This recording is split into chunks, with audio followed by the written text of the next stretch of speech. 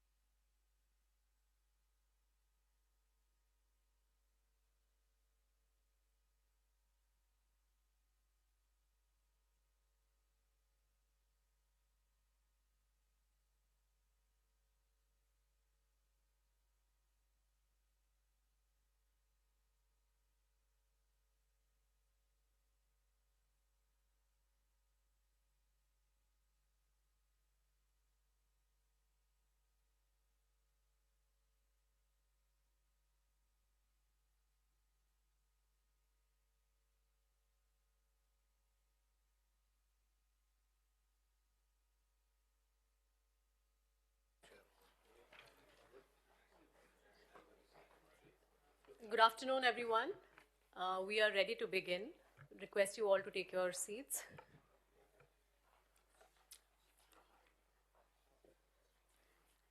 So welcome back, distinguished delegates, excellencies, colleagues from Europe, India, Africa, development finance institutions, and private sector partners.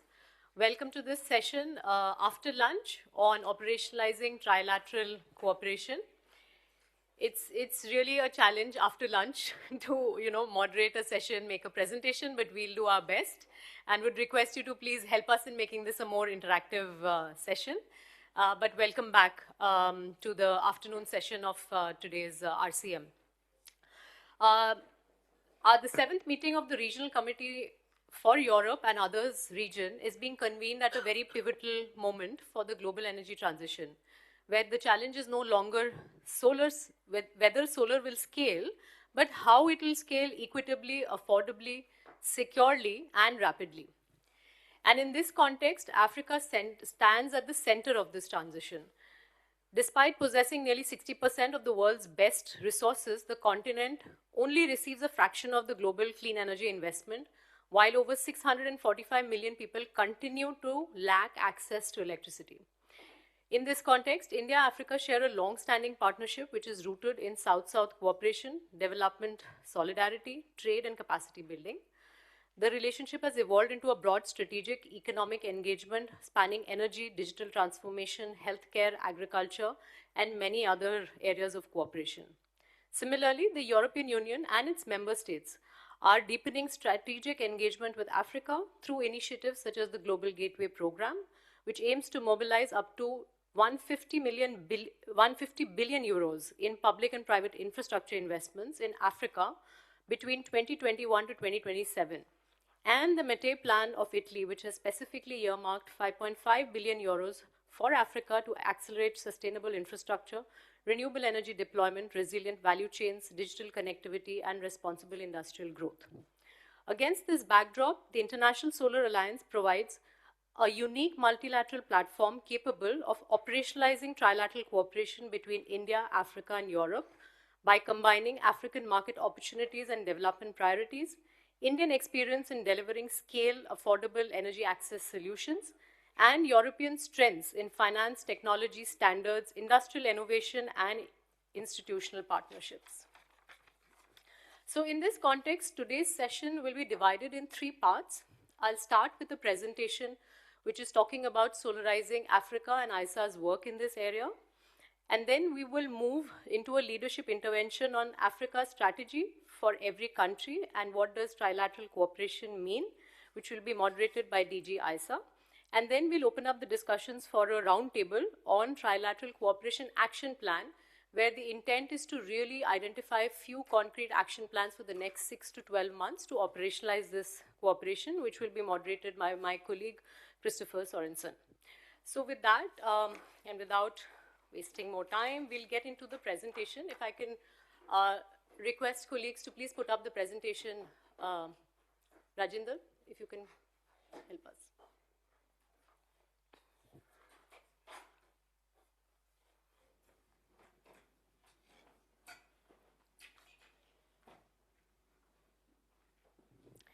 Thank you. So let's get moving. I think we've discussed about the crisis in the morning as well, but I just wanted to put a little more context in terms of the recent geopolitical events from the Ukraine conflict to the current West Asia crisis, and how it is reminding us about energy security, food security, and economic security, which are deeply interconnected, and providing you a little context about how this affects Africa. For Africa, these external shocks immediately translate into higher fossil fuel import bills, as you can see on the chart on the left side. In 2023, Africa's import bill for fossil fuels was of the order of 195 billion US dollars, which increased to $290 billion by March of 2026, fueled by the recent West Asia crisis. Second thing is about high fertilizer costs, because this impacts agriculture in a big way. Africa imports 50% of its fertilizer demand. It also then translates into higher food inflation and higher fiscal pressure for the continent.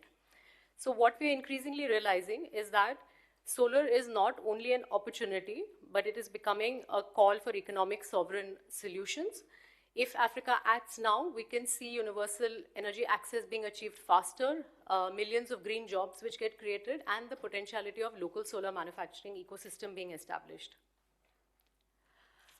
Just to put in context, and some of you may have seen these graphs, but it is important for us to once again bring this back.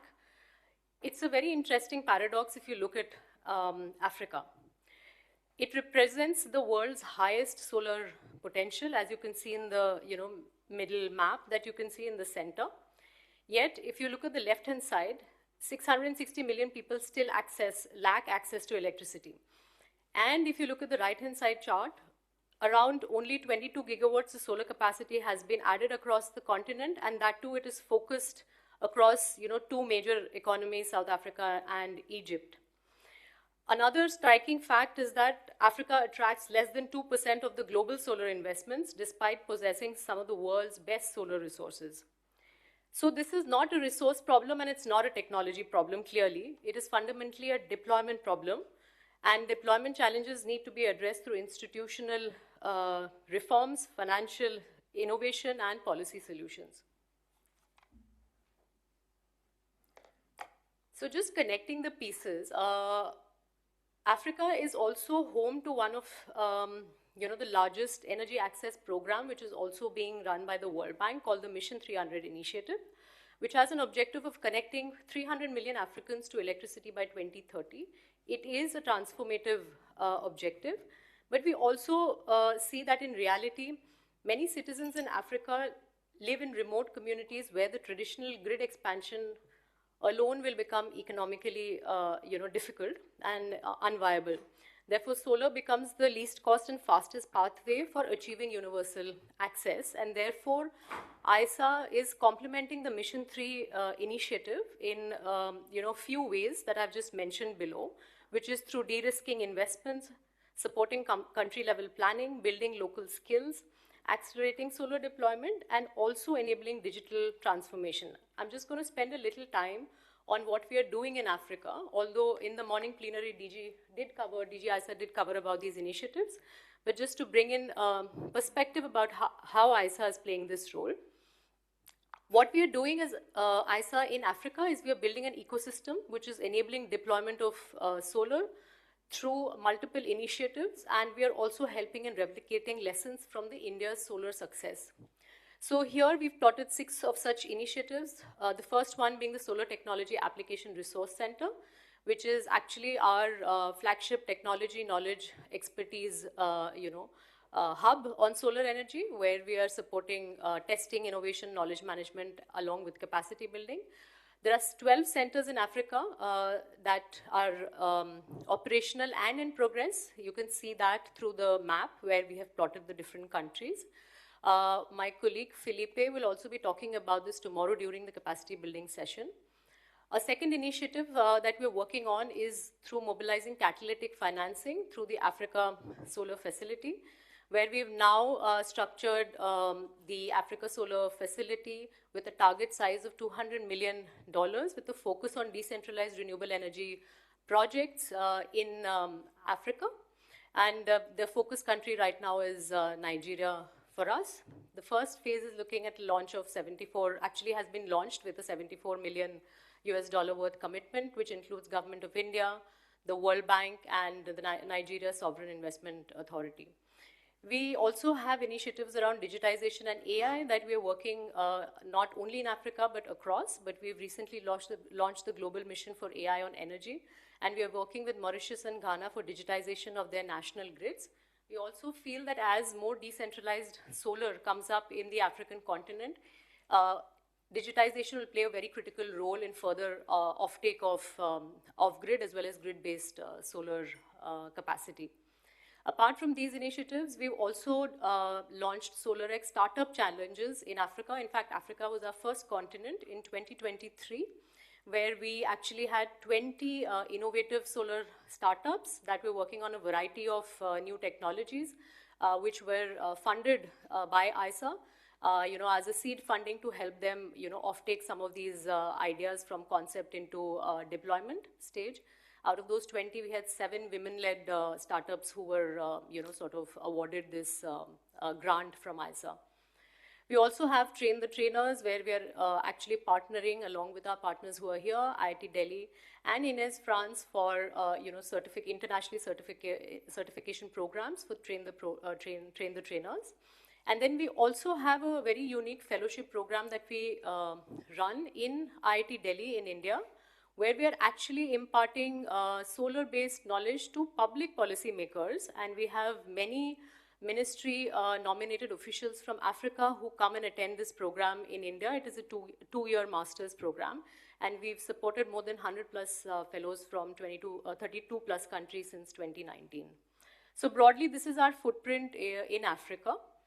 I also want to spend a little time on what we are doing with regard to ISA's Africa Solar Strategy. We call it Solarizing Africa Initiative. The objective here, and one of our partners who's working very closely with us, is the Regional Center for Renewable Energy and Energy Efficiency. I have Dr. Maguette from RECRE, who's here working closely with ISA on this work.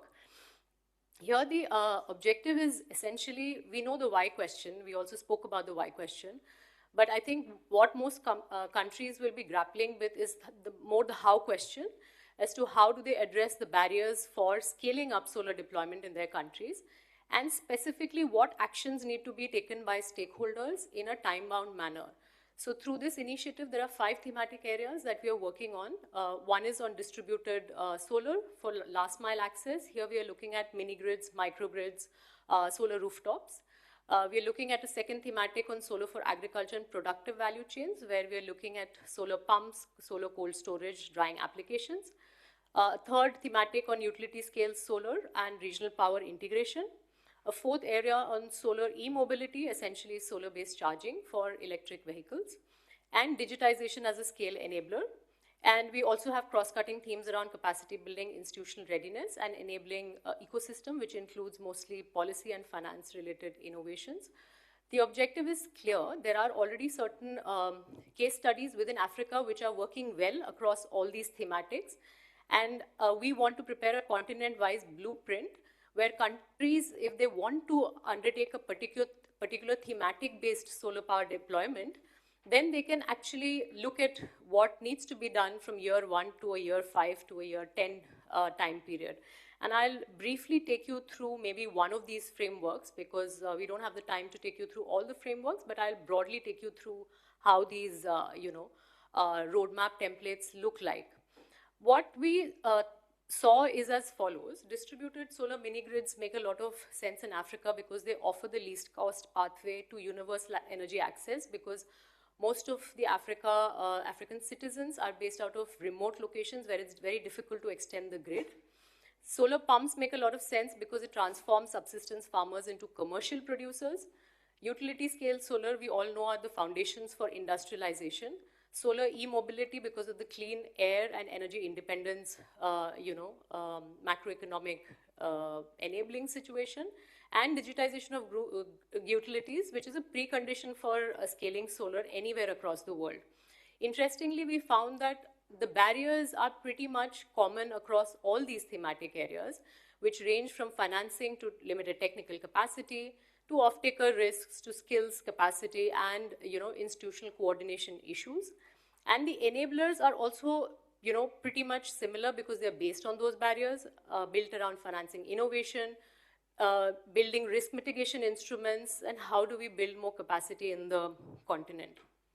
So after studying the enablers and barriers, we kind of developed roadmaps for each of these thematic areas. I won't go into details, but maybe just one of these I will talk to you about, which will give you an idea of what we are trying to do through this continental blueprint. What we are trying to do is we are identifying key actors who are going to play a very important role in the transformation and enablement of large-scale solar deployment. You can see those actors plotted on the left-hand side, ranging from the head of state to ministries to regulatory commissions, standard-making bodies, to delivery units, utilities, private sector developers, and financiers. And we are trying to put together a time frame of immediate, medium-term, and long-term, where we are trying to suggest the different types of actions that each of these stakeholders need to take from a 0 to 2 year frame, from a 2 to 5 year frame and 5 year onwards. So that's what we are doing across every thematic area. And, for instance, in the DRE thematic area, what we feel is important is for countries to declare DRE as a national infrastructure and access priority, because this is something which is driven from the top, and then also anchor DRE in jobs, food security, and climate agendas.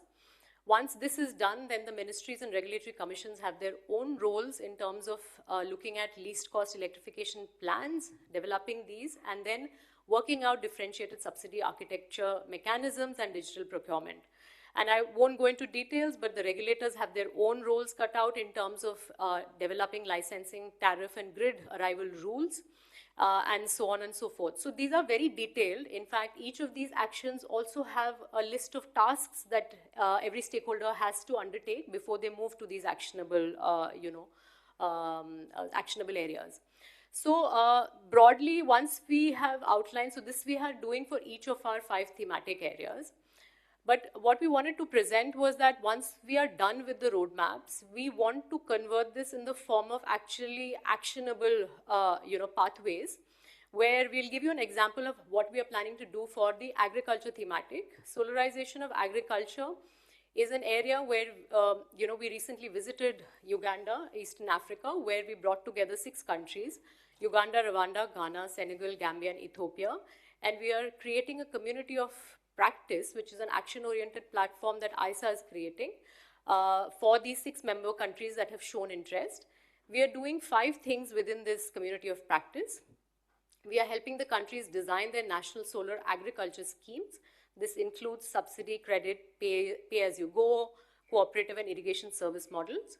We are looking at standardizing knowledge and tools around solar pumps, so ranging from pump sizing, crop water assessment, O&M standards, MRV templates. We are creating a peer learning platform for countries to learn from each other, which will then be linked also to our Star C centers as well as the Global Capability Center. We are crowding in financiers and private developers. We are developing financial pathways for offtake of solar pumps. And then we'll develop a credible pipeline, country-wise solar pump, solar productive use pipelines that ISA can then take forward to donors, DFIs, and climate finance. So around each of those roadmaps that we are developing, we are converting them into actionable platforms where ISA can actually facilitate on-the-ground work with these countries who are showing interest. I think within this whole context, then it becomes important for us to understand how trilateral cooperation can actually become a multiplier for all this work that we are trying to, undertake in Africa. And for us, EU, India, Africa, along with other countries in Europe who are interested in partnering with India and Africa, play a very, very critical role. And why is that? For India, we see there is experience in delivering scalable, affordable energy access solutions, and I'll just present that in a minute.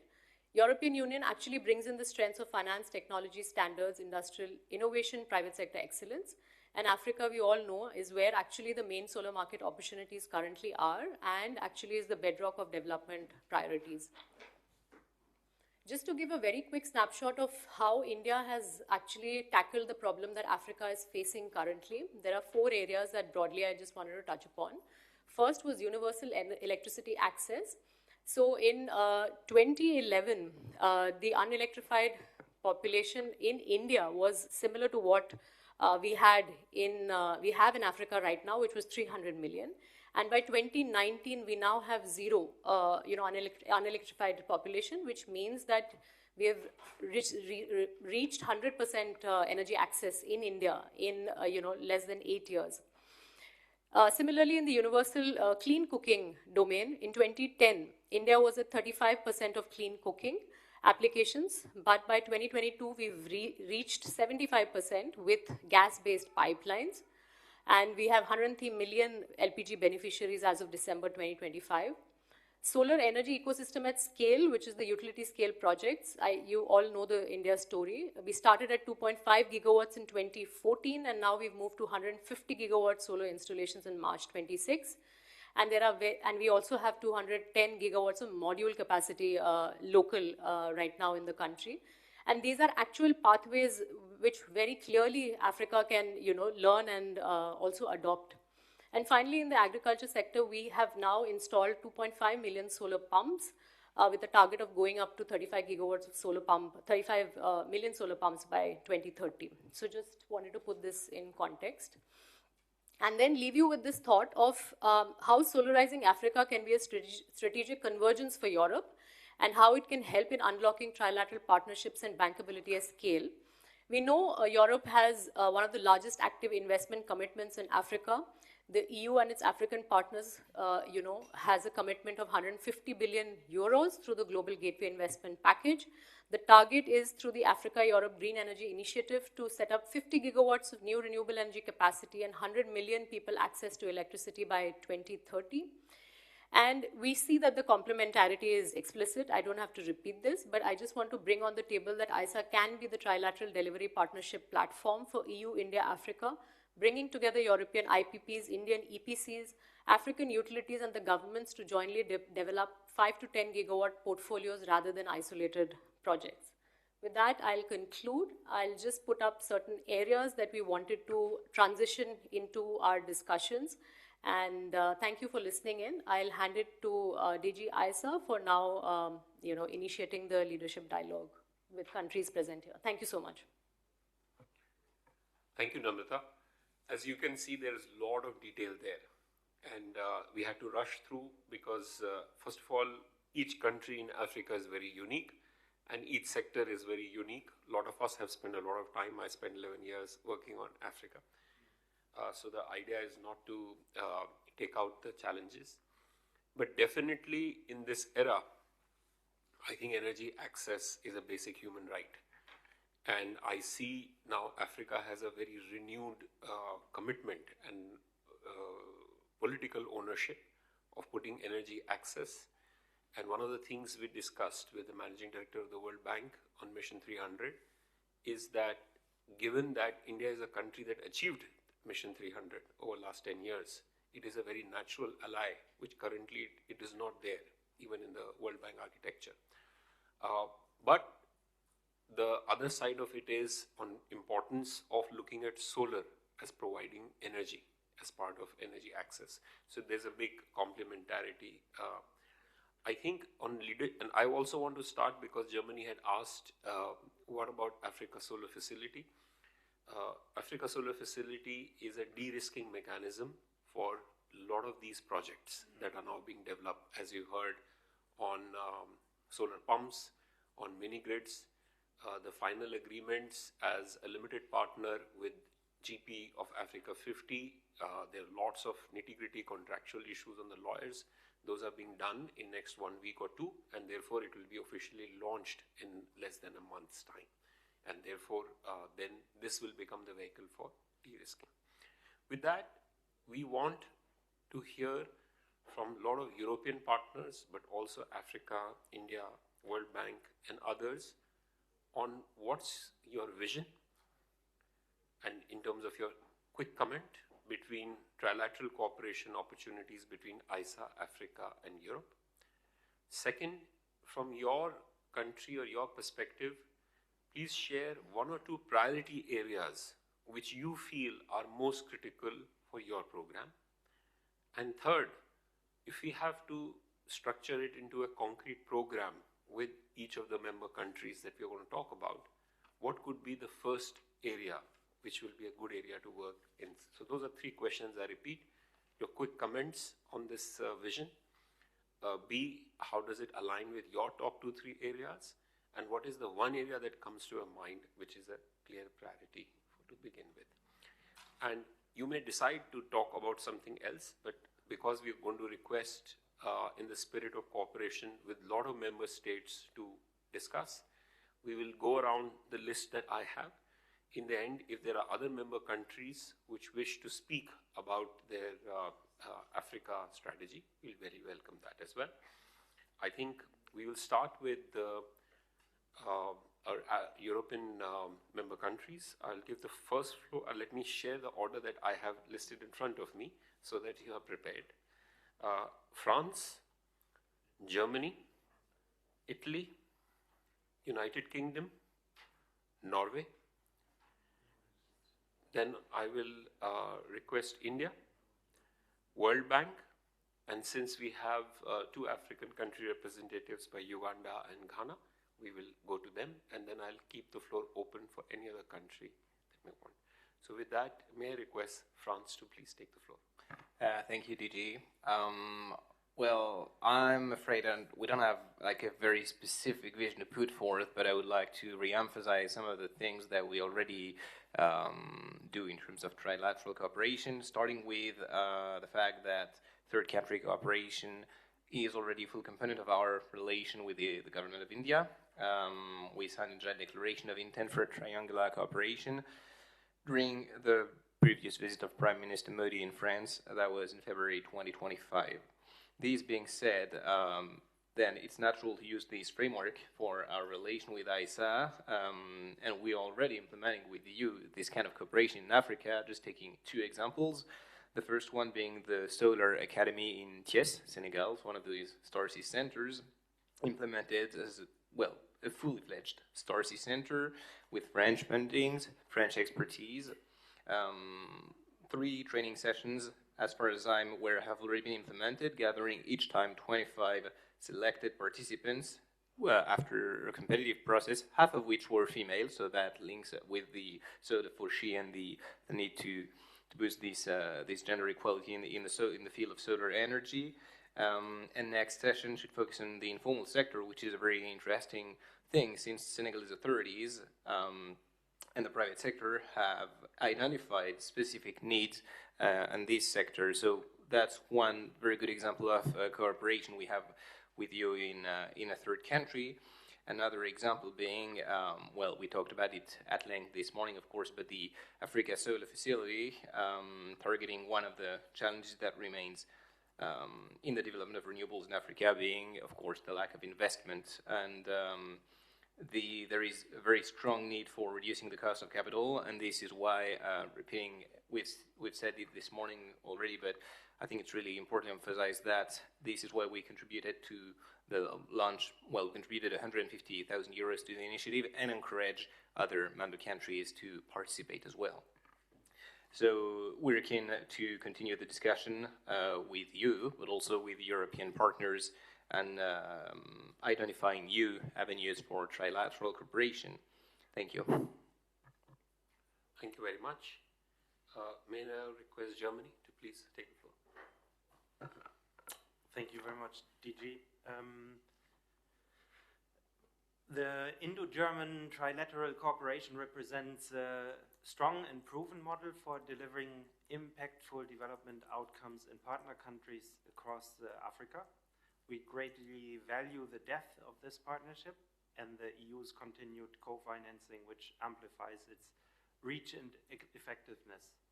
We are particularly pleased to have started discussions with ISA as a partner in this collaboration. ISA's inclusion marks a significant step forward, bringing in ISA's convening power as a multilateral platform dedicated to advancing solar energy globally. In this regard, ISA is currently preparing project proposals for initiatives that could be suggested under the Indo-German trilateral framework.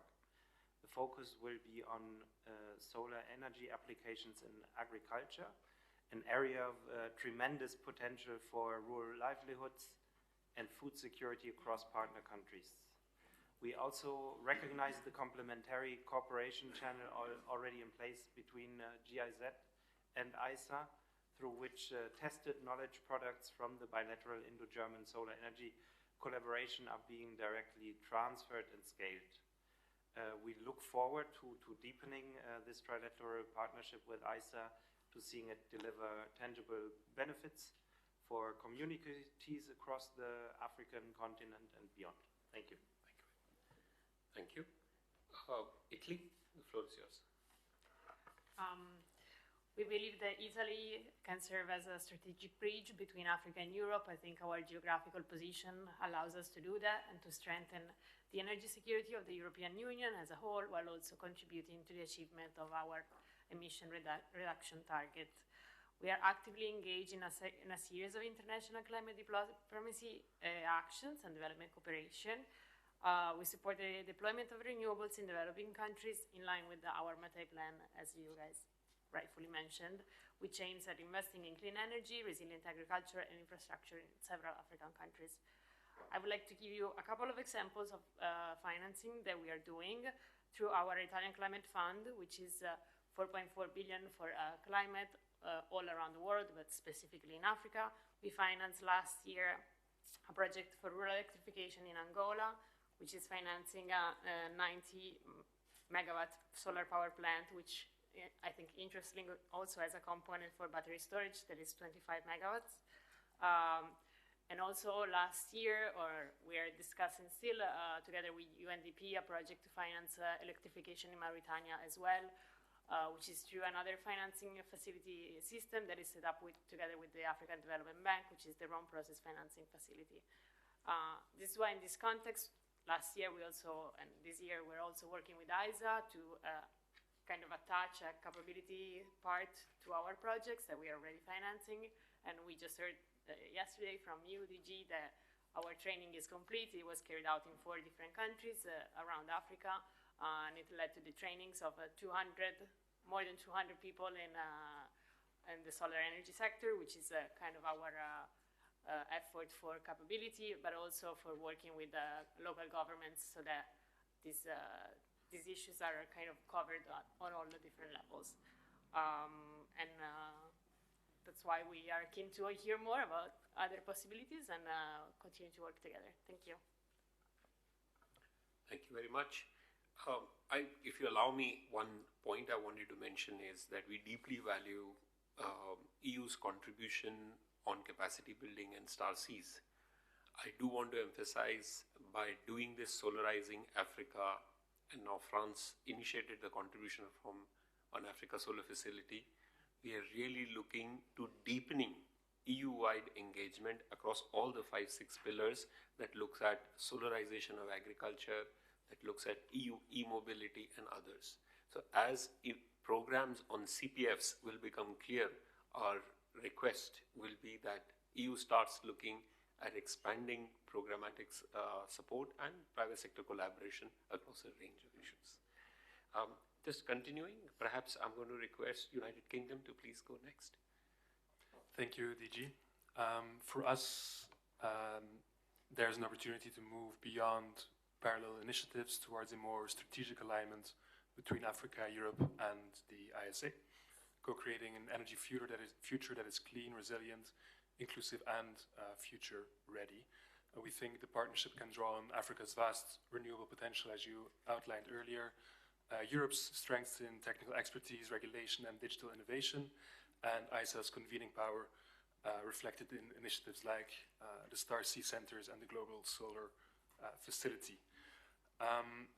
We believe our shared vision should be to make this trilateral partnership a model for how regions work together to deliver energy access and sustainable growth.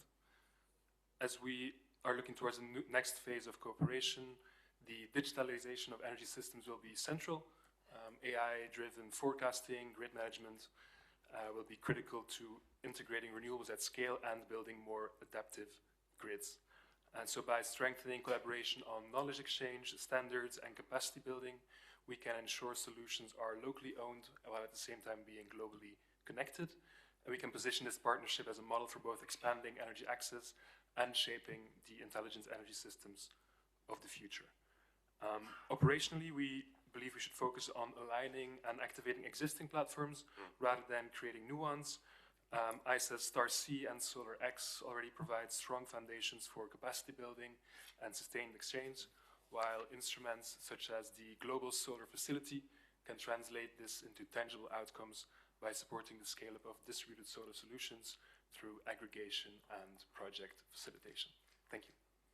Thank you very much. Norway, the floor is yours. Thank you.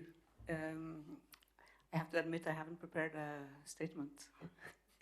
But maybe I should just say that Norway is fully kind of supportive and aligned with your focus on Africa, and we very much share that priority in our development cooperation.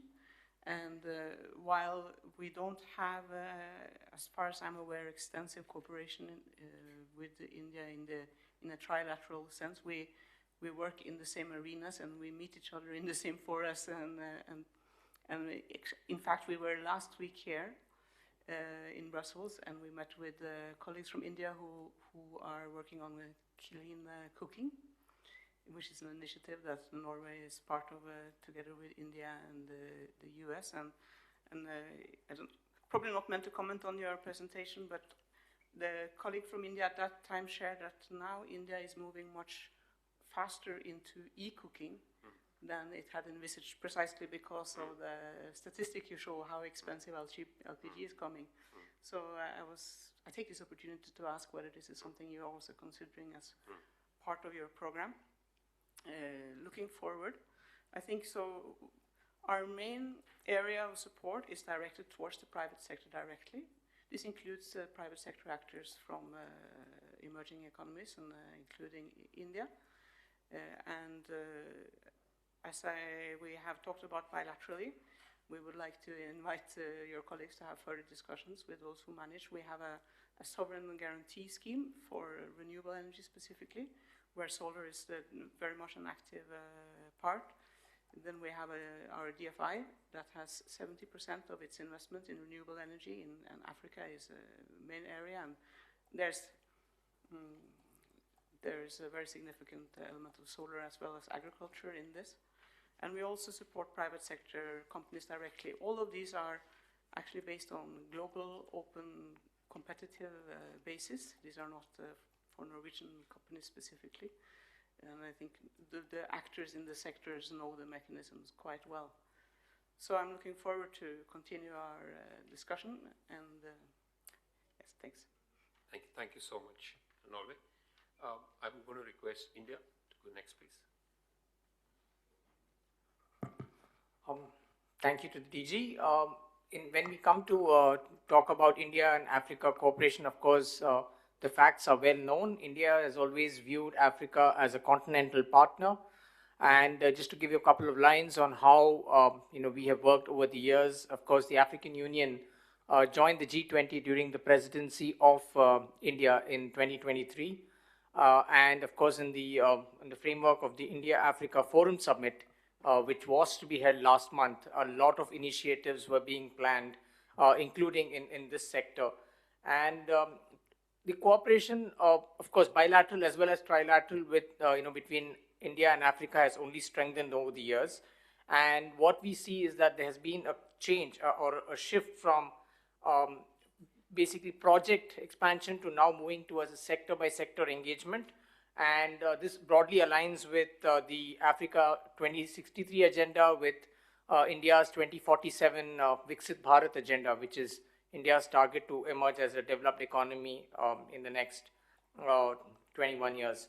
So if I specifically talk about trilateral cooperation between India, EU, and Africa, I think, in fact, exactly 1 year ago to this day, India and EU entered into a trilateral cooperation arrangement.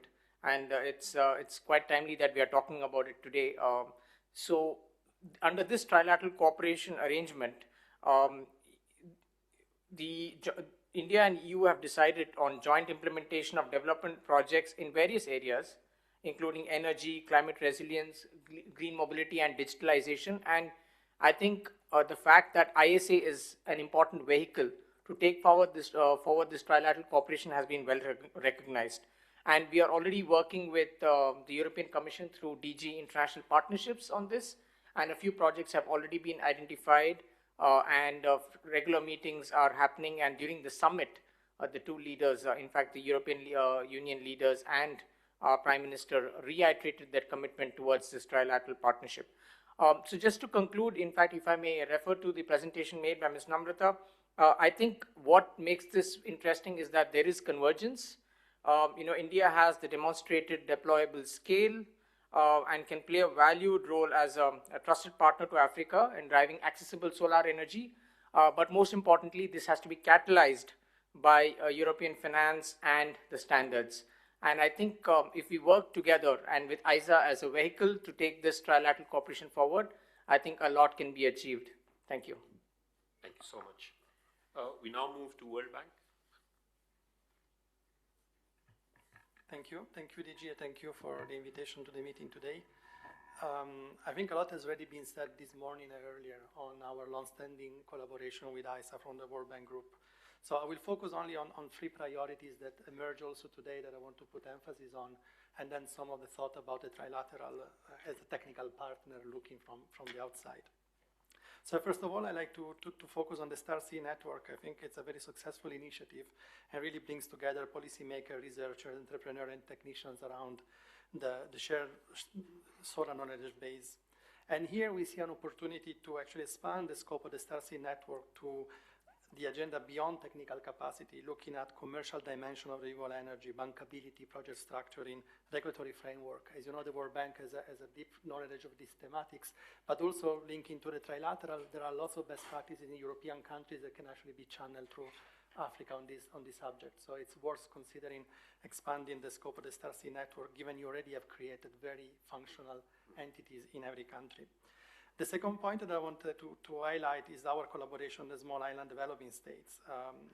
As was already said today, the World Bank is actively working alongside ISA on the global SEEDS platform, which include African island nations, notably Mauritius, which was mentioned today on the 220 megawatt solar plus storage tender that was launched, and the Seychelles. The bank is contributing to this initiative through various technical assistance, tariff advisory, and others, but again, I think and also get this to the last point, which is important, we need more European investors who are keen to invest in challenging markets across Africa. We see actually less of the share of European investment, and ISA can help create that conveying power as a vehicle, as actually our colleagues from India was saying, to bring investors to Africa, providing a platform to exchange. And then maybe I get to the last point, last but not least, it's the Mission 300. I think you have heard it from the presentation. Mission 300 for us is a key initiative joined with the African Development Bank, setting a very ambitious target. I won't spend too much time on this. We have been collaborating very closely with ISA across multiple countries, as it was said before. But again, I think today we discussed it earlier in the day about the performance of equipment, the associated equipment. I think there is lots of concern among EU member states and the Commission on the use of equipment which are faulty and problematic, and how the market could be open to European investors and companies. And I think I emphasize again, this is where we could use a lot of the ISA conveying power and help platform to bring through this trilateral cooperation the best experience in Africa. So to sum up, we are really keen to continue our collaboration with ISA. We see a lot of value in it, and thank you for inviting us to this forum. Thank you. Thank you.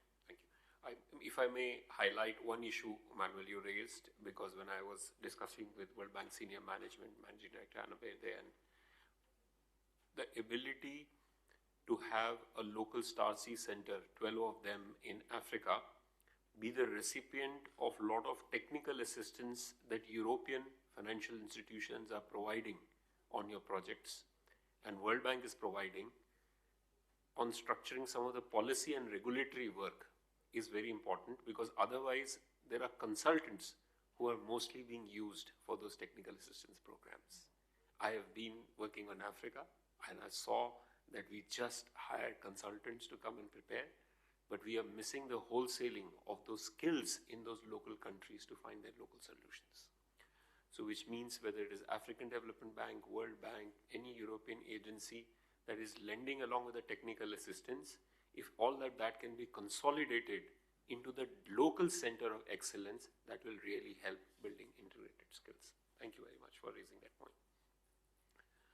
Before I request the Honorable Ambassadors of Uganda and Minister Counselor for Ghana, let me just check if there is any other country which would like to make a statement that we have missed.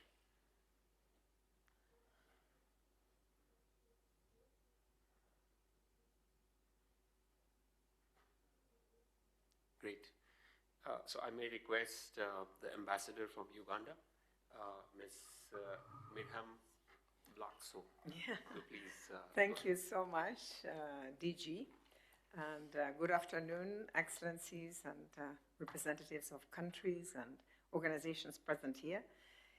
It's for me, based in Brussels, the first time that I am dealing or handling any issues. So please allow me some ignorance here and there. If it is not correct, you can criticize. But I wanted to say a little bit about Uganda. First of all, thank you, DG, you were there. Last month only, and it was a very successful visit, I think, because you also established the launch there of the solar energy application resource center, the Star C, at one of our universities, which is very, very important. I would like to say that Uganda, and so for those of you who may have traveled there, is for 95% already green as far as electricity generation is concerned. You know, we have the benefits being blessed with the River Nile, so we have lots of solar power, which makes it easy. We were willing to share it with others, but of course the cost of building such dams are huge. Yeah, they go into billions and billions. And we found oil as well. I'm hesitant to say that because it's a fossil fuel. But definitely we are going to utilize it, of course, for kerosene and diesel, and we'll export some as well. What we also do, which some of you may not have known, we are making buses and vehicles on solar and electricity.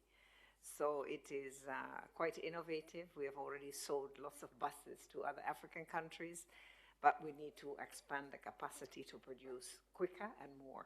So that is, I think, something that we are indeed very proud of.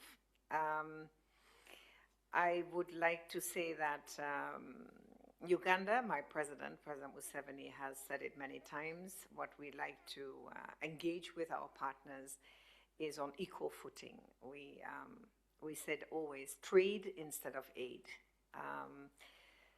That doesn't mean we don't need aid anymore, to be honest, but we would like to use the aid to facilitate trade, because that is only when we are going to be an independent sovereign nation that can stand on its own feet without handouts from others. So I would like to emphasize that, so that you don't see us as a begging country or something. No, we would like to have that equal partnership with all our partners, including ISA.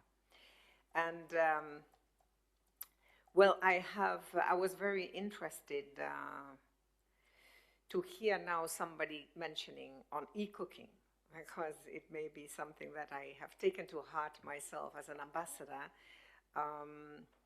We have lots of forests in Uganda, and we have 2 million refugees. We are the largest recipient of refugees on the African continent. And I would be hesitant to say, but it's the truth. Our deforestation goes faster than our reforestation.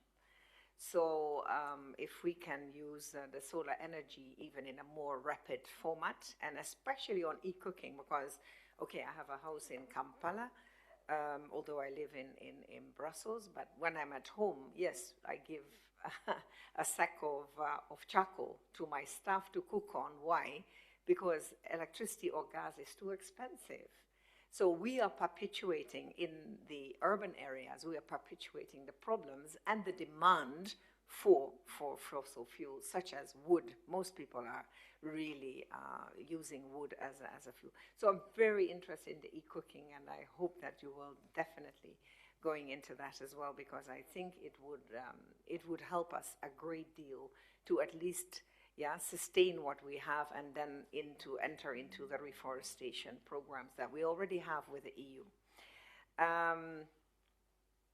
Thank you also, because you also signed the DG partnership agreement, partnership framework between Uganda and ISA.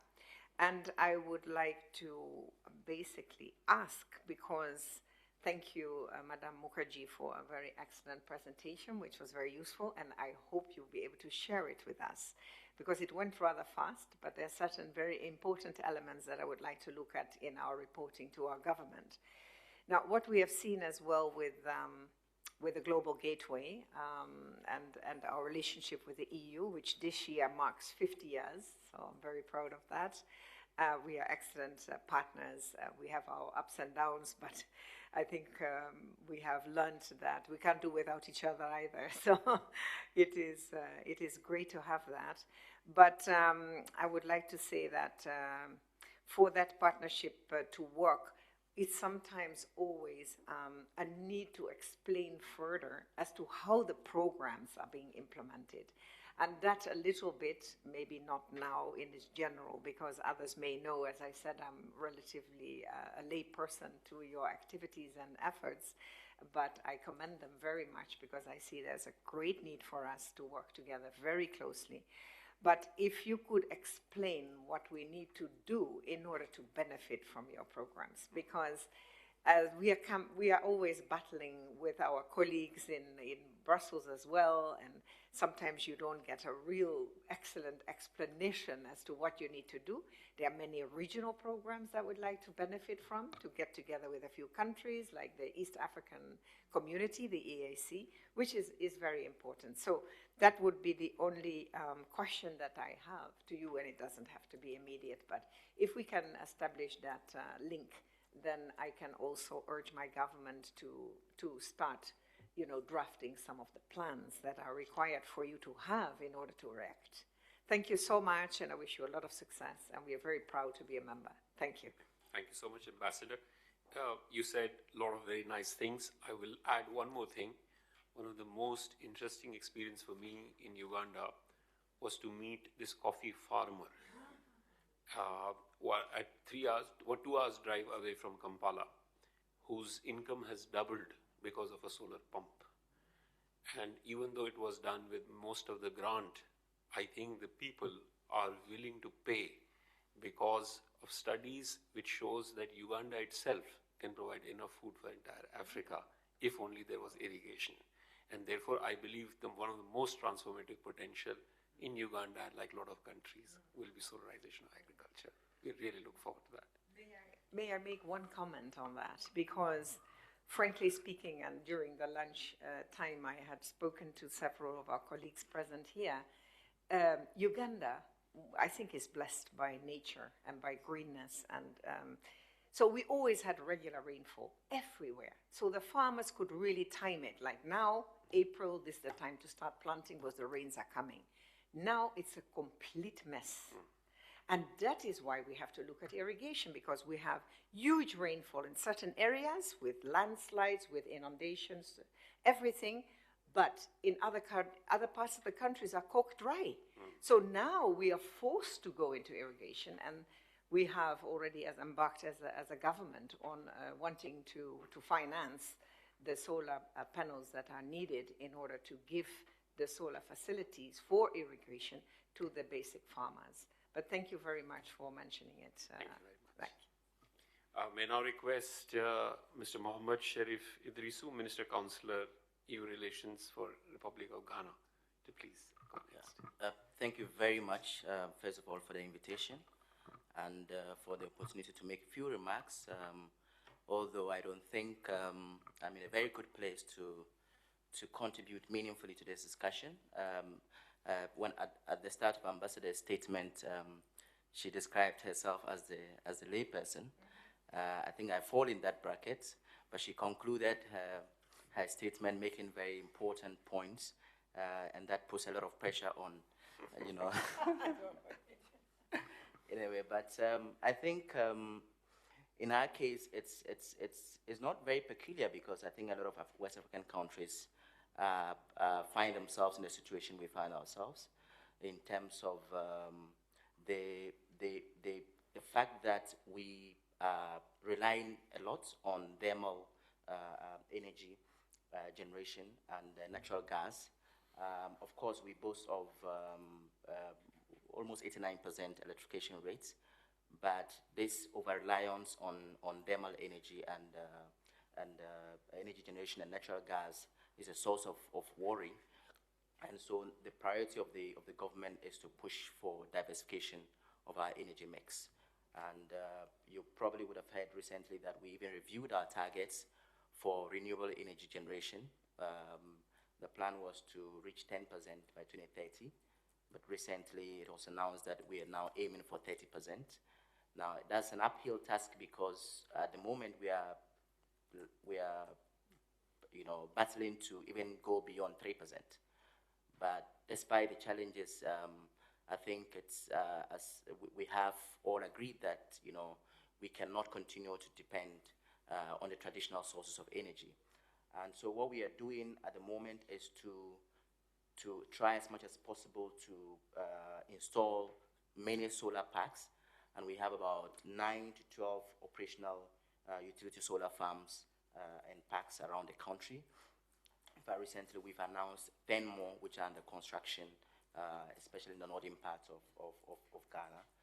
And I think just about a month ago, we also completed works on the largest floating solar panel within West Africa. Of course, compared to the numbers I'm seeing from our Indian colleague, it's just 1 megawatt.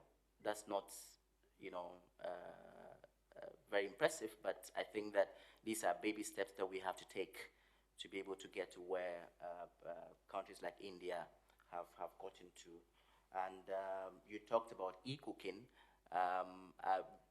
We are also in the process of undertaking projects just to facilitate that, but we are starting with our high schools because government has taken it upon itself to provide food for high schools, and that's where we are starting with when it comes to e-cooking. And so these are some of the steps we are taking, and what we realize at this stage is that we are not in a position to make a lot of progress with our partnerships, and that's why we are doing a lot with the European Union. Recently, the EU started groundworks to see how they can scale up the solar packs that we have in the country, and that investment we are hoping would lead to bigger projects in no time. And so at this point, this is where we are. We have not made a lot of progress, but we believe that in the next few years, we will be among the countries that are making advances in solar energy. Thank you very much. Thank you very much. And I should also say that both Ghana and Uganda have a fully functional Star C, but are also the priority countries where we have a country partnership framework, a country partnership strategy. Deeply appreciated. With that, I hand over back to Namrata and Christopher for the next sets. Thank you, DG. Some very good pointers, but I'll summarize right in the end. We don't want to break the flow, so I'm going to hand it to Christopher, who will take us through the roundtable with some more food for thought and discussions. Thank you very much, and thank you for all of your inputs. We are very interested as a multilateral service organization to translate ambition to action. So in this final part of the session, what we're looking for is how to prioritize and create the actions which will move us from this cooperative principle into the first steps. And for that, we encourage your inputs so that we can use your direction to make the right next steps together with you in convening and enabling and guiding. Now, we've heard many of the platforms and tool sets we have available. So the question now is how do we use those effectively? And in that end, I'd like to invite our honored guest, Dr. Majid, in the RCR EEE, to give some of the first comments. Thank you.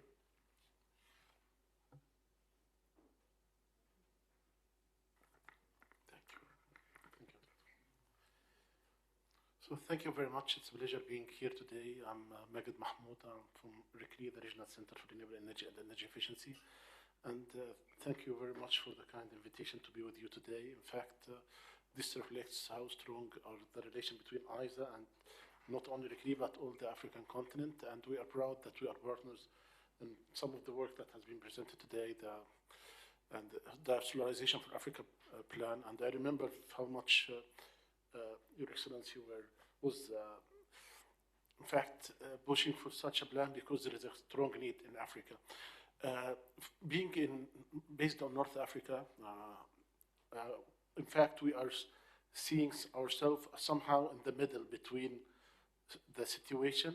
In fact, not only North Africa and South Africa to a certain extent. I think you have seen from the presentation that we have around 22 gigawatts of installed capacities. 14 of that is in South Africa and Egypt, 11 and 3 somehow. And this number is increasing year by year.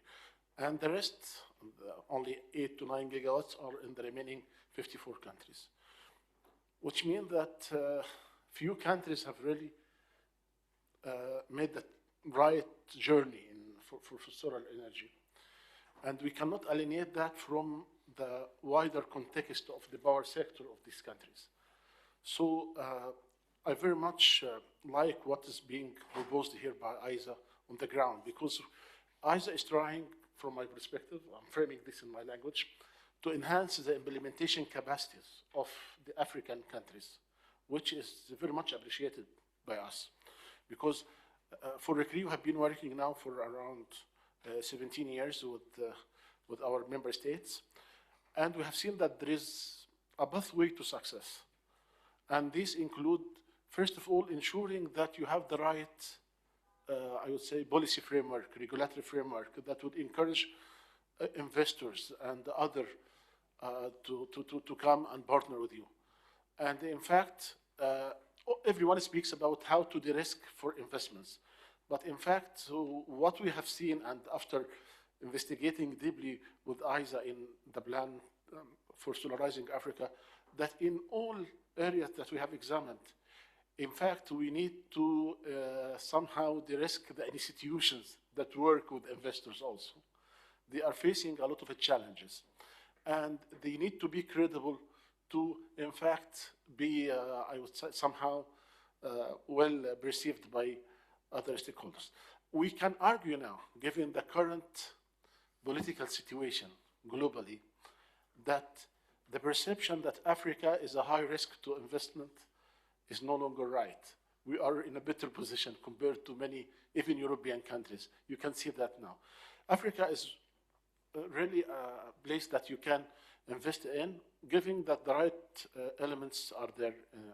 And from our perspective, that for solar energy in particular, given that the technology is there, the resources everywhere, 60% of the global resources are in Africa.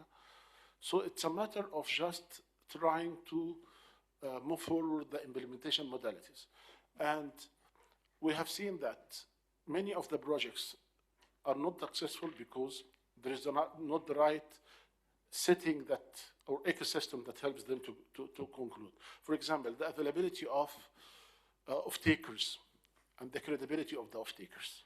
And the off-takers are different from different type of things that we have examined. Dr. Ashish referred to the solar agriculture and where the farmers are off-taker. And of course, we know that they do not have the borrowing capacity to go direct and so on. So we have a very successful model in different parts of the world, including India and African country, Uganda, etc., that concepts that aggregate the capacities of small farmers, would help us to move fast in this track. If we go to the larger scale, in my country, Egypt, in fact, when we started in early 2000s, we found that the investor has to go to more than 13 agencies and an institution to get the permits. So what we did is just simply try to get these permits early enough on our own so that they can work fast. So this sort of improving the administrative processes and helping allocating the lands, doing the exercises of resource assessment, all this paved the way for faster implementation of projects.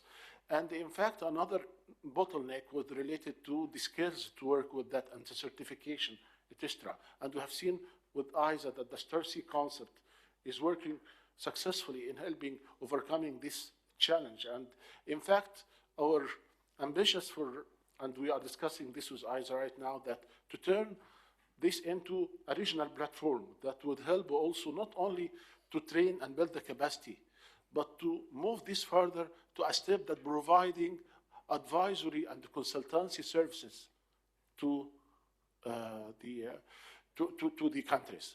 But in fact, when we think about the trilateral setting, this is challenging because unfortunately what we see that many of the, at least the investor side, I wouldn't speak about the politicians, but the investor, they come to Africa for the opportunity and see Africa either as a source of, I would say, raw materials or source of income that would be generated from the energy generated, or with the hype on green hydrogen source of also the molecules. So electrons and molecules, if we can say it like that, electricity and in fact, this is not the reality. In fact, we are looking for economic development.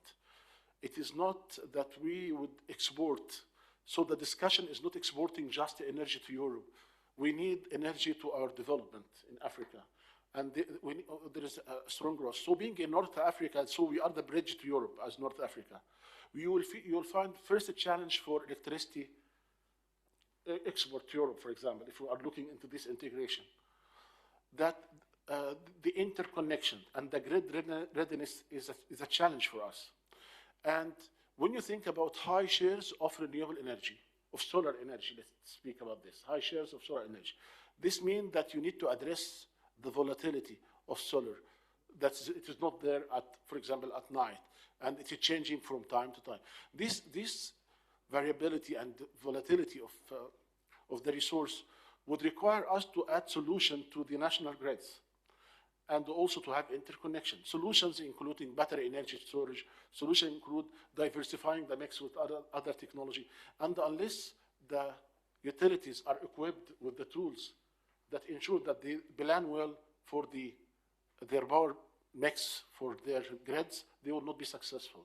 And I see that this is an area of collaboration. Help us to do it ourselves, to plan and to make sure that we have the pipeline for projects, because this is a bottleneck for future projects, grid readiness. And think of Africa as your security and grid flexibility powerhouse. We will help you to stabilize against the fuel shocks, fuel prices and availability shocks. We will help you to stabilize against extreme weather conditions, that because we are just through this exchange of energy. And when it comes to finance, we see that solar facility is a very good example, but they need to be, the solar facility needs to be, in fact, supported by additional finance to ensure that, in fact, it leverage a lot of finance again to ensure that we have enough to cover the 660 million citizens in Africa lacking electricity. So such initiatives are very strong. But for example, when we speak about investors, we have not seen any of the institutional funding coming to Africa. I mean, for example, pension funds. And these are good source of money in Europe that would accept a bit higher risk, which is similar to the risk that we have not seen this anywhere yet in Africa, except for Norway, when you are supporting through your sovereign fund the projects of Scatic and other. And these are very successful, by the way, in countries like Egypt and like. So this sort of new, I would say, financiers to approach together with the existing FDIs, this sort of new schemes to build for aggregators, for example, for the agricultural sector, this sort of new innovation that ensure that we build the capacity. For example, if you finance a green ammonia project in one of our countries, this means that you are financing two facilities. One, the solar facility that would create electricity, and then the ammonia production facility, which means that through these derivatives, not only having electricity, but through the derivative helping us through importing green steel, green ammonia, etc. This means that you are helping Africa to grow, to have sustainable development in the larger meaning, job opportunities, and so on. And in fact, can you imagine having e-mobility without having networks, even mini grid or smart mini grids and so on? So when you are asking us to go for the clean transformation of the different sector, thinking about sector coupling, we need to be realistic, addressing our own needs. And please understand us that when we say we have some concerns. We have concerns, for example, on the regulations that have been endorsed in Europe regarding the import of hydrogen. And by the way, you killed the word green hydrogen last year when you said we have only renewable hydrogen or clean hydrogen by carbon intensity. Now, projects are measured only by carbon intensity, which is somehow not very much comprehensive, understood by us, I mean.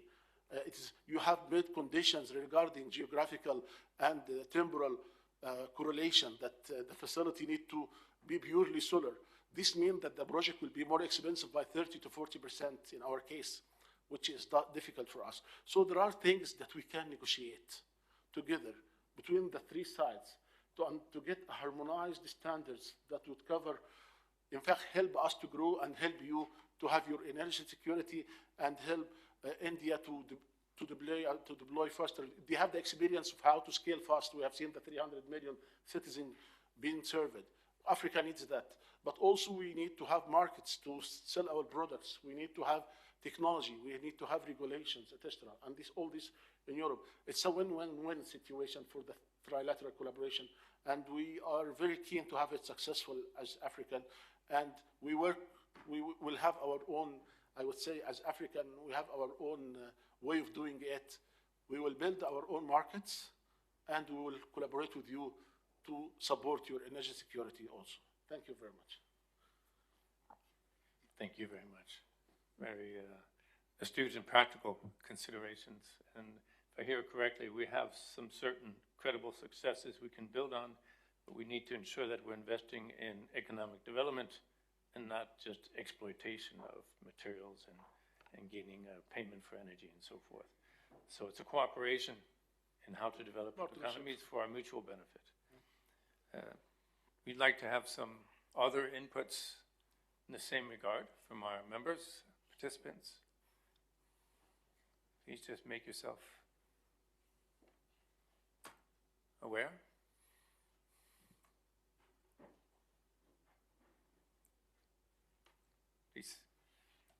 Please introduce yourself if you don't mind, so we can. Good afternoon, panelists, and good afternoon, the Director General. And, my name is Gibson Obasi. I'm coming from ECOWAS Center for Renewable Energy and Energy Efficiency.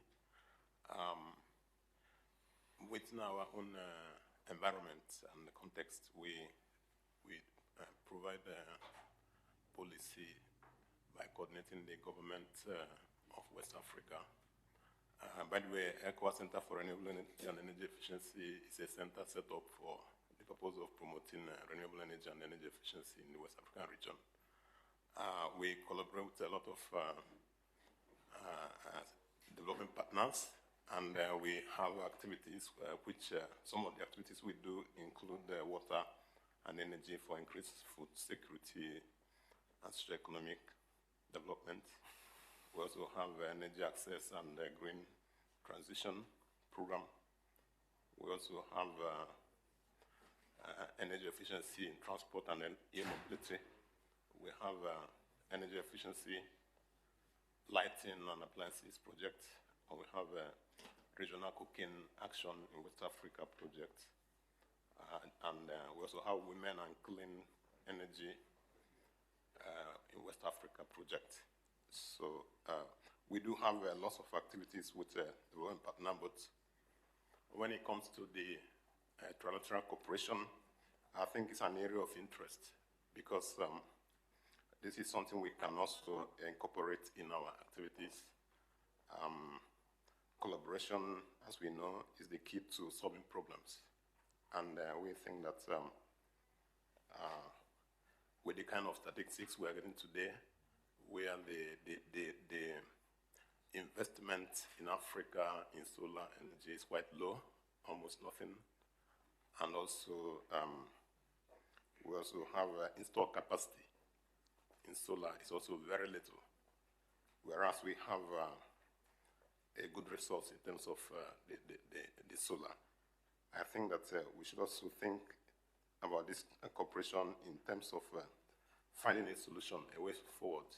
So I would like to propose that since we've heard the success story of India, for example, and we have also the backing from the experience and the researches of the European Union, we can complete the trilateral cooperation by not reinventing the wheel, but copying the example of India and bringing it to the African region. Obviously, what is clear here is that the low investment is also linked to the energy we are having in that region. So if you have an investment of less than 2%, it's not a surprise that we are having an installed capacity of 1%. So something has to take place to be able to copy the example of India and then seek the experience and the researches of the European Union to improve this.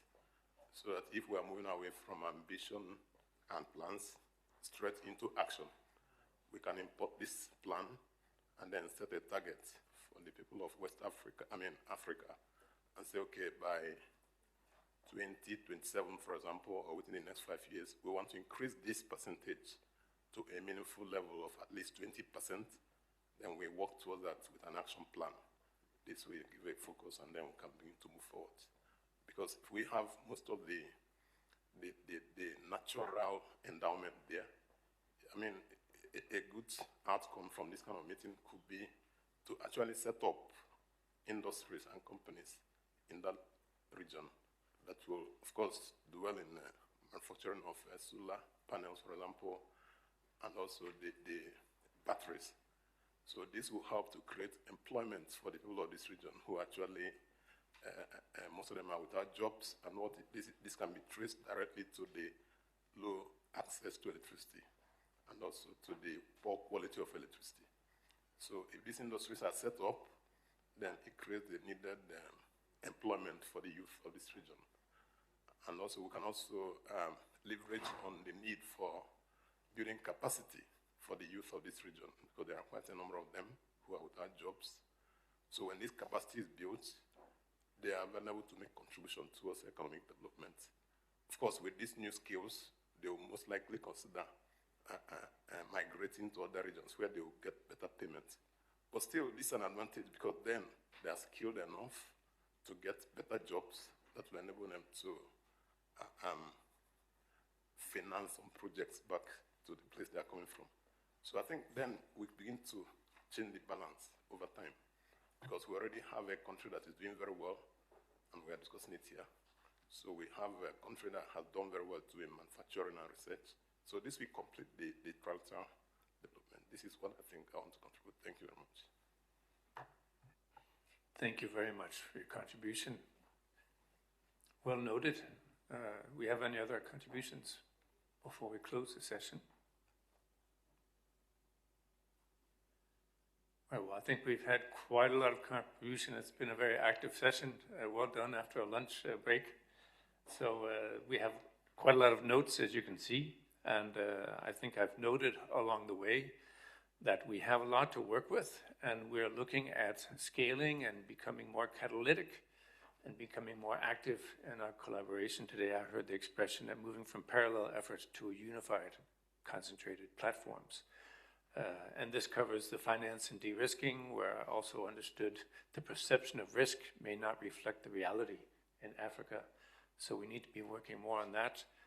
Industrial partnerships and the value chains, the ecosystems, supply chain diversification is also an opportunity for us. There's a good focus on the agriculture and the solar pumps program, which could be a quick win for us if we can scale up the financial efforts. And digitalization and AI to provide the facility in order to manage these different configurations for energy and applications.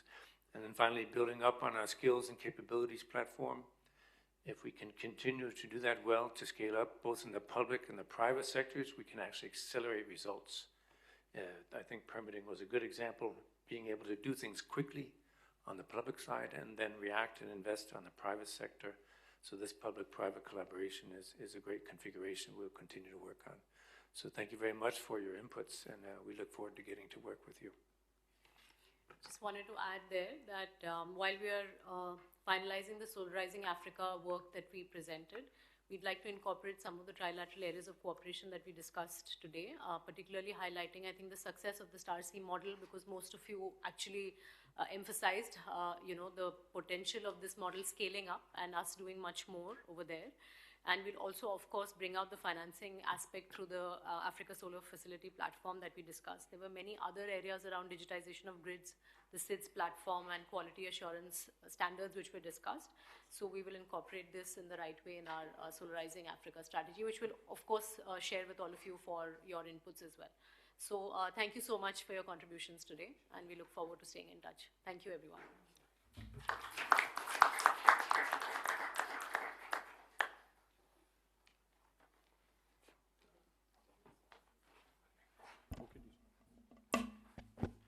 just wanted to share. I was given good news. Always great to end the day with some good news. Republic of Iceland has signed the ISA Framework Agreement, becoming the latest signatory country. So thank you very much for today, and probably Aditya, you want to mention about tomorrow and today's dinner? Yes. Colleagues, thank you so much for joining the day of the plenary and all our sessions for the 7th meeting of the ISA Regional Committee for Europe and the others region. Today, we are finishing, of course, with the official program. However, we look forward to meeting you, receiving you for dinner at 1800 hours in this very hotel. It is at the 7th floor.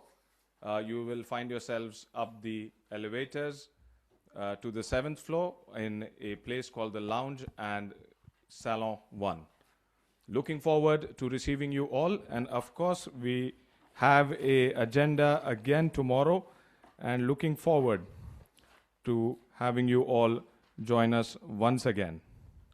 Thank you so much. Have a great day.